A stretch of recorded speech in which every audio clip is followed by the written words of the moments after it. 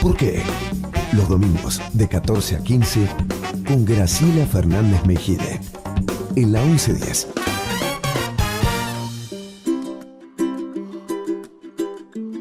Bueno, acá seguimos en esta discusión que para mí es apasionante, me encanta oírlos hablar, a Pablo Abeluto y a Jorge Sigal, nuestros invitados de hoy. Invitados de lujo, dicho sea de paso. Sí. Eso le deben decir a todos. Sí. Eso le deben decir a todos. Uno hay que ver cómo han venido vestidos los dos de frac, para hablar de cultura popular. Sí, son de lujo. Vos terminaste con la palabra intolerancia, casi tu última intervención, Jorge.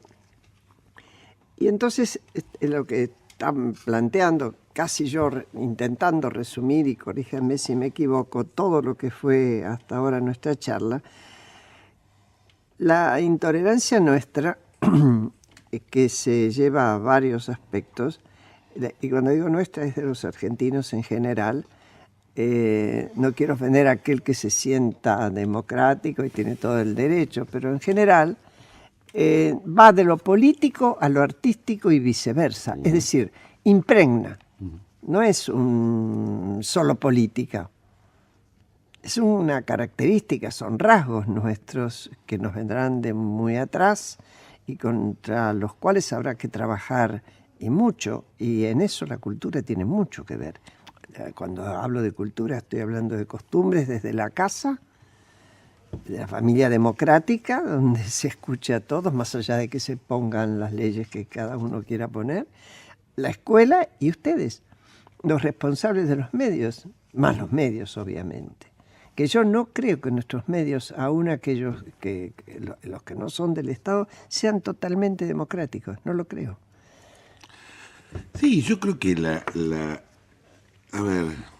una transformación cultural, como la que estamos viviendo, podríamos decir de la confrontación al diálogo, de la intolerancia a la convivencia, digo, de dónde venimos y a dónde queremos ir, en cualquiera de las palabras que querramos ponerle.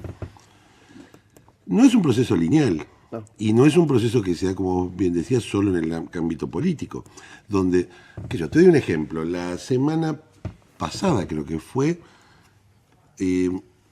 hicimos un compromiso de políticas culturales públicas y un envío al Congreso de una ley de mecenazgo. Te iba a preguntar. Y llamé, por teléfono llamé yo, a los gobernadores. Vinieron 7.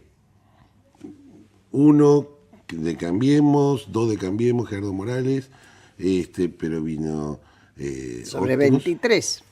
Ahora, vinieron 23 de los 24 secretarios de Cultura de las provincias. Bueno, eso está bien. Ahora, ahí hay... En ese cuando nos juntamos, ahí tenés todo, es como un pequeño Congreso Nacional. En esas transformaciones, y en el periodismo pasa algo parecido. Vos tenés transformaciones generacionales. Por primera vez, el 75% de los argentinos tienen menos de 50 años. Eso quiere decir que el 75% de los argentinos vivió toda su vida adulta en democracia. Por primera vez en la historia. Por primera vez en la historia. Y que lo digas. Bueno, pero te digo, pero el 75%, digo, eso empieza, por primera vez, digo, encontramos hay un proceso de cambio generacional, hay un proceso de cambio tecnológico en el periodismo, que hace que el periodismo se alimente cada vez más de títulos conflictivos que se dan en Internet, en las redes sociales, que alimentan una mecánica que con la reflexión y el cambio se llevan más o menos. Sí. Y los propios, por supuesto, intereses políticos que en algunos sectores del periodismo pueden existir. Entonces, se da un proceso de transformación que en todo caso yo miraría la tendencia más que las marchas y contramarchas que va teniendo. Digo, no es fácil encontrar esos espacios de diálogo. No es fácil llamar al otro y que venga a hablar y no agredirlo y que eso no derive en... Vos decís desmontar los propios prejuicios, además. El prejuicio es, a mí me encanta la definición que encontré una vez, es una emoción terca sobre algo que se conoce mal. Es una emoción, no es racional el prejuicio, no opera sobre la racionalidad, opera sobre las emociones. Y es terco. Tenés que zamarrearlo mucho y solo se cura con el contacto. Cuando vos te sentás con el que pensaba distinto y te parecía... Y te decís, mira, no era así. No era así. Yo lo he visto con los que piensan como nosotros y lo he visto con los que piensan como ellos. No importa quiénes somos nosotros y quiénes sean ellos. Pero he visto transformación. La hemos visto todos nosotros en nuestras familias, donde hemos convivido unos con otros. Entonces, mira, algún punto de razón, algún punto de comprensión sobre lo que piensa el otro puedo tener. Y a partir de ahí convivir. Tampoco estoy pidiendo que pensemos igual que el otro. Ahora, hay núcleos, bueno, yo creo que son minoritarios, duros. Los otros días venía un amigo mío que es argentino, pero vive en España y viaja acá, si no todos los años, año por medio. Él es psicoanalista y tiene amigos, muy amigos. Sus padres eran del Partido Comunista, el hijo de Carmen Blanco, que vos conociste en la asamblea, Jorge, y que es un tipo de cabeza bien abierta y demás. Cuando llega acá y se encuentra con sus amigos kirchneristas ultra, le dicen, solo lee, para que te enteres de la verdad, solo lee página, ve C5N y escucharlo a Víctor Hugo Morales. Y entonces viene una noche que cenábamos, me dice, esto es lo que me recomendaron. Bueno, digo, mira, hacelo, pero no te lo tengo que decir a vos, date una vueltita por otros lugares. Él me lo contaba medio escandalizado, ¿no? Jorge, vos querías agregar algo. Sí, nosotros, Graciela, vos y yo compartimos una lectura, Manuel Carrer, que dice lo contrario de la verdad no es la mentira, sino la certeza. Y es muy interesante, porque me parece también a uno de los problemas fundamentales que se ha instalado en estos años. Quizás es un problema más universal, tampoco tenemos que hacernos cargo de todo. No, y mira si no el Brexit en Inglaterra. Claro, por eso digo, me parece que tenés un contexto universal donde la certeza, la idea del absoluto, la idea de que mi opinión prevalece por sobre la otra, y sobre todo la eliminación de la duda como sistema de indagación de la verdad, es un problema serio. Yo como tengo una profunda razón de estar acá, que tiene que ver con tratar de hacer un puente de esta sociedad de algo hacia otra cosa, que me parece lo que inspira al presidente Macri, y me parece que es la etapa que estamos viviendo. Y tengo también una inspiración personal que tiene que ver con mi vocación de periodista. Una de las cosas que más me duele de mi oficio es que mi oficio haya, de alguna manera, perdido esa capacidad de preguntarse. Nosotros tenemos una gran veneración por la opinión. Estamos inflamados de opinión, de opinionismo. Cada persona, tiene que ver con las redes, tiene que ver con muchos fenómenos. Pablo lo sabe más que yo, estas cuestiones, pero lo que quiero decir es que tenemos que desenamorarnos un poquito de la opinión y enamorarnos un poquito más de la duda como sistema, de la pregunta. ¿Vos qué pensás? ¿Por qué lo hiciste? ¿Por qué lo decís? Por eso se llama ¿Por qué este programa? Exactamente. Pero sabes que yo no me puedo acordar el nombre, lo tomé de ahí, pero no me acuerdo del señor, no le puedo dar las gracias, de un periodista famoso, y a lo mejor vos lo sabés, y vos, Pablo, americano, que decía, la gran pregunta para un periodista es ¿por qué? Claro. Sigamos. Jorge, ahora ya saben por qué se llama ¿por qué? En este escenario de diálogo que estamos trazando, hubo críticas fuertes de un bloque, de un sector, sobre la baja del contrato de Argentina respecto de Telesur, que es el canal regional creado años atrás, digamos, por Hugo Chávez, y varios países también se sumaron a ese canal.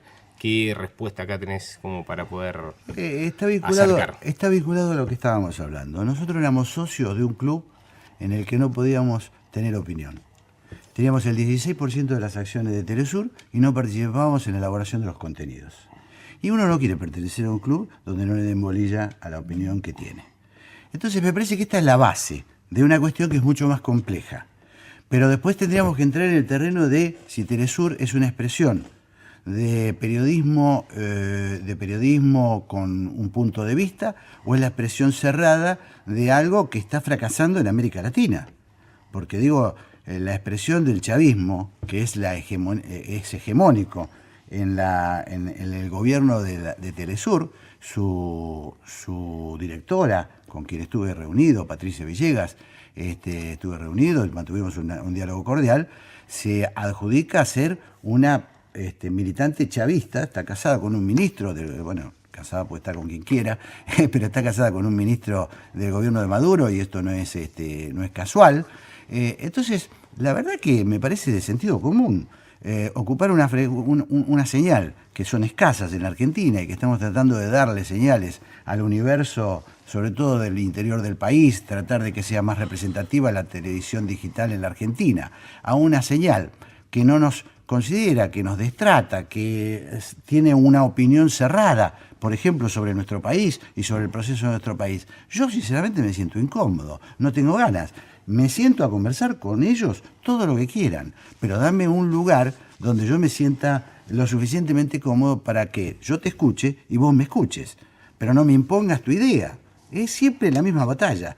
Esa es la razón sustancial por la cual dijimos Telesur no es el club donde queremos estar.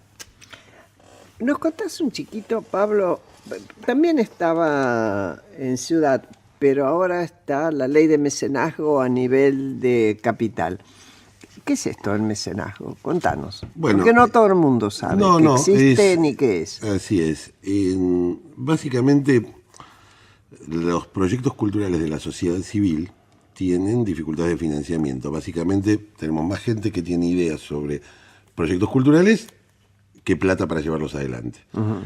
Que esos sectores. Entonces, en varios países del mundo, en algunos con muchísimo éxito, como el caso de Brasil o Chile, o incluso en la ciudad de Buenos Aires, además de Chaco, Corrientes y otras provincias, se han ido buscando mecanismos como, por ejemplo, reducirle los impuestos a aquellas empresas que estén dispuestas a destinar esos fondos deducidos al financiamiento de los proyectos culturales de la sociedad. No del Estado, sino de la sociedad. Claro, la idea no es que el Estado se retire de hacer lo que tiene que hacer. Se trata, por el contrario, de generar un incremental y de proyectos culturales que vienen de la misma sociedad. No es que yo quiero que las empresas se hagan cargo de los museos. Digo, no es eso, de los museos nacionales. De lo que se trata es, por ejemplo, ¿cómo hacemos para la restauración de un edificio? ¿Cómo hacemos si un grupo de artistas... Bueno, se hizo con el Teatro Coliseo. Exacto, con el Colón. Y con el Colón también. Bien, con mecenazgo.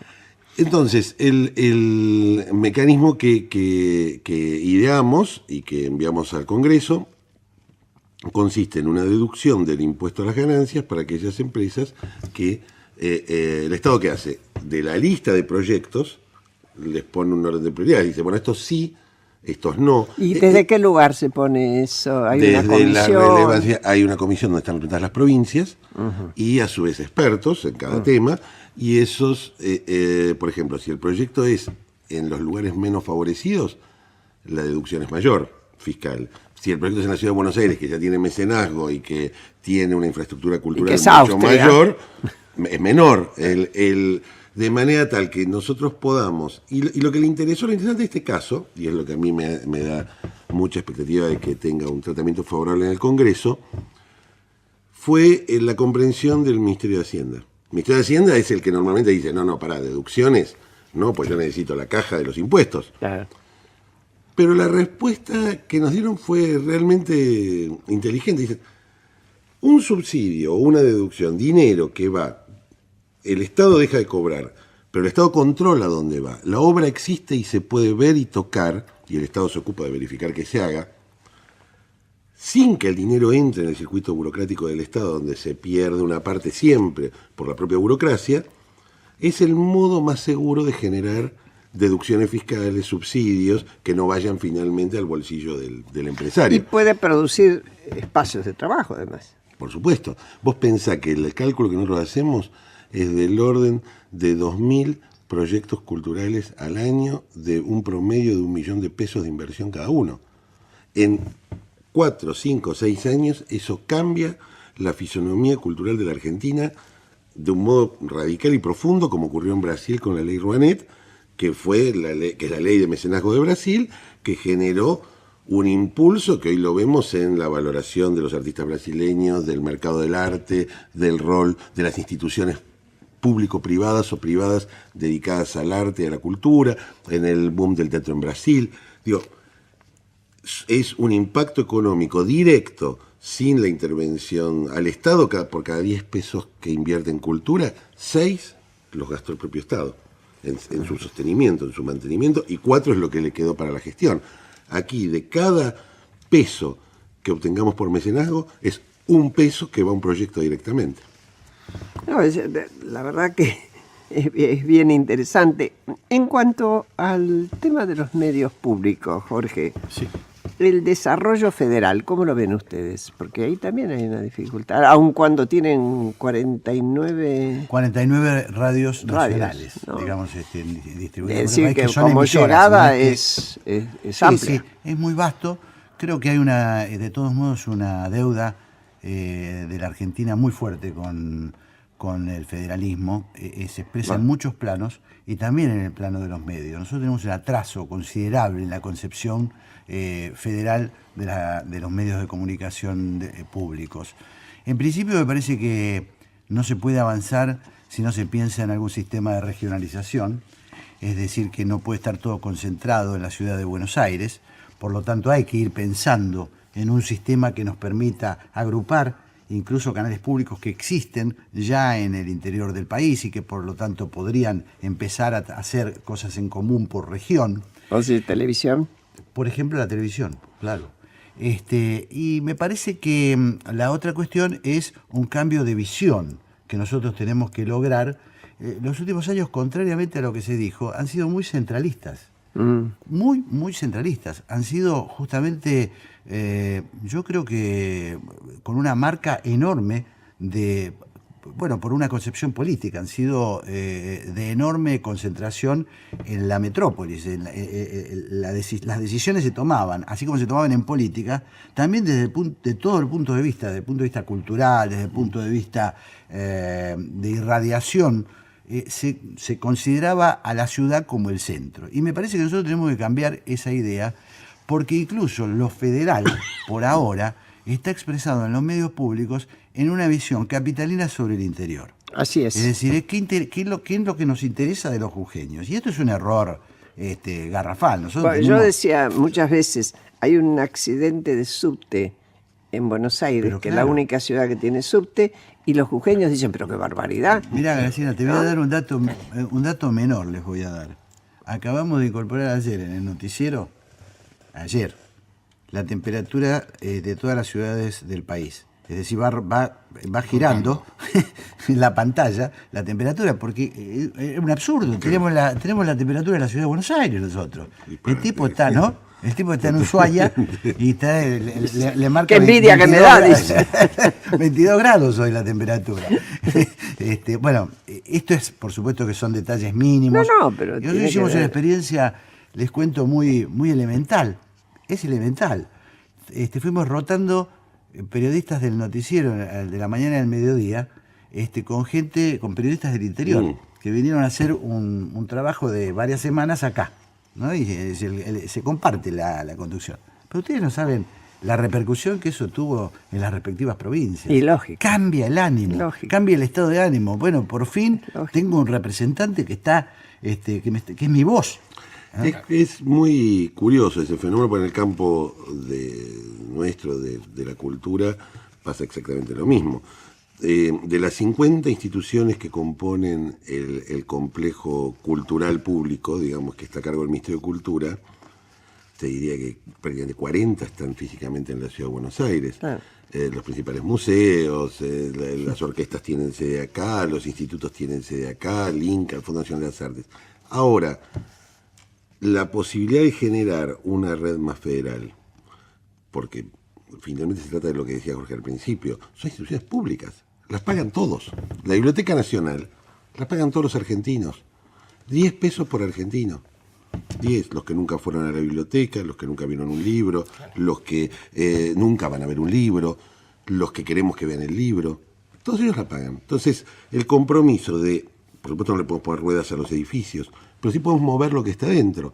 Digo, el viernes, porque hoy es domingo, me fui a Rosario para inaugurar una muestra itinerante de 200 años de arte argentino. La salida más grande de obra del Museo Nacional de Bellas Artes en años. Estuvo en Tucumán, ahora arranca en Rosario. Va a estar 2 años dando vueltas por todo el país. El trabajo de las giras de nuestros organismos estables. Y además hay otra cosa, la relación de los artistas de las provincias que viajan a otros lugares, porque la otra tentación es el iluminismo porteño. Claro. Nosotros le llevamos, y lo importante... Eso a mí me preocupa, ¿no? Eso, claro. Y bueno, pero es que para nosotros es un doble desafío, para un gobierno que viene formado, como el caso del presidente y buena parte del equipo, en la gestión de la Ciudad de Buenos Aires, el compromiso es doble. Porque la tradición de centralismo porteño nuestra es como la del autoritarismo. Casi te diría que nacen juntas. Por lo tanto, el compromiso nuestro es mucho mayor y la exigencia es mucho mayor. Creo que vamos a coincidir los 4 que hay una Argentina postergada, incluso con bolsones de pobreza estructural de hace muchos años. ¿Cómo se hace para intervenir desde sus áreas, cultura y medios públicos, para poder, digamos, como incorporarla? Bueno, me parece que la tarea es de todos, efectivamente, de todos los que integramos no solo el gobierno, sino que tenemos un problema estructural en la Argentina y es responsabilidad de absolutamente todos los sectores sociales. Primero, entender de dónde venimos, segundo, sacarlo de la disputa coyuntural, porque me parece muy importante esto, si queremos apuntar a resolverlo hacia el futuro y de verdad. Y me parece que en ese plano, por lo menos la forma que tengo yo de verlo, es primero que la democratización de los medios es un aporte concreto a las distintas visiones que haya para resolver las cuestiones de fondo de la Argentina.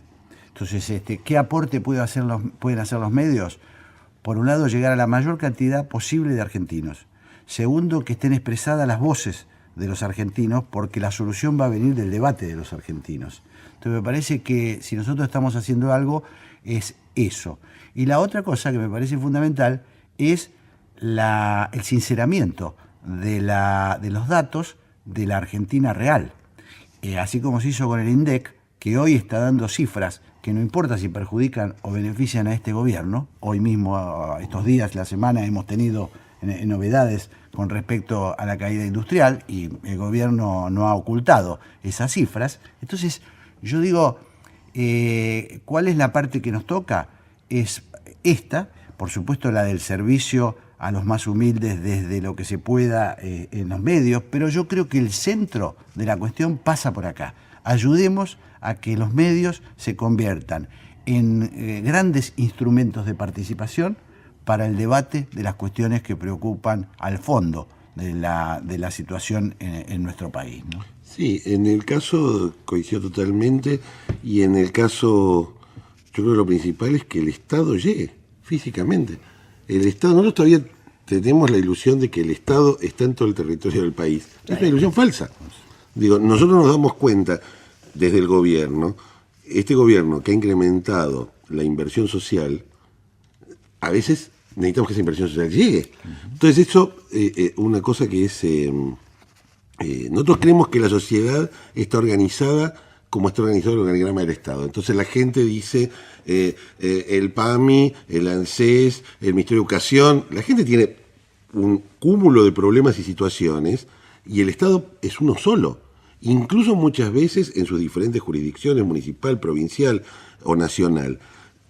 Para mí una de las cosas más transformadoras que estamos haciendo es un programa que se llama El Estado en tu Barrio, porque articula el trabajo de todo el Estado y físicamente el Estado se traslada a los lugares donde no está, para que la gente en un solo lugar y con la colaboración de la provincia y con la colaboración del municipio pueda sacar el DNI, tener los datos para los planes sociales, tener los datos para inscribir a los chicos en la escuela, para las vacunas, Porque la vida de las personas no se rige por un organigrama, con horarios distintos, dependencias distintas. La vida de O las... sí, y es un lío. O sí, es un lío y tenés que entender un mapa que ni aún a nosotros los funcionarios nos resulta a veces fácil de comprender. Entonces, el Estado llega como los... A veces es muy impresionante verlo, les recomiendo que si pueden en algún momento darse una vuelta. Hoy lo está haciendo en 8 jurisdicciones a la vez y en un crecimiento geométrico, porque cuando lo ves es como... Yo no sé si se acuerdan de esas películas donde iba el circo con los vagones, y entonces... Porque claro, llega a todo un lugar, normalmente una plaza, un descampado, y atiende. Y ahí estamos nosotros, ahí está cada repartición ofreciendo lo que tiene que ofrecer en términos de servicio público.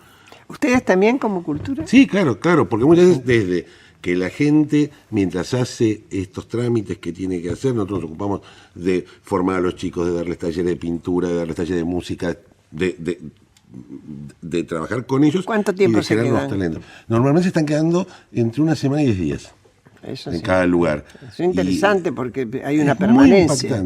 muy impactante el resultado y es muy fuerte cuando lo ves porque el Estado no está. No es el gobierno el que no está, es el Estado. Sí, sí, no sí. está la ley, no está el derecho, no está la salud, no está la educación. Y no tiene está- que estar. Y tiene que estar, porque ciudadanos somos todos. Sí, no me acuerdo quién. Creo que el propio Macri, generalmente no lo cito, pero dijo el Estado es necesario. Que contra lo que uno suponía que iba a querer reducir el Estado. ¿no? Pero más allá de que lo creyera antes o no, hoy el Estado tiene que estar. Es una convicción. El Estado tiene que Exactamente. estar. Bueno, muchachos, salvo que tengan que agregar algo, pero en 2 segundos, aquí se termina esta entrevista muy, muy interesante y que agradezco. ¿Algo que agregar? Solo muchas gracias por la invitación, fue un placer Bueno, estar aquí. no pedía eso. Bueno, gracias a ustedes por haber estado y a ustedes, mis amigos oyentes, les digo hasta el domingo próximo a las 14 horas en la 11:10. Buen domingo y escuchen el programa que sigue, que vale la pena.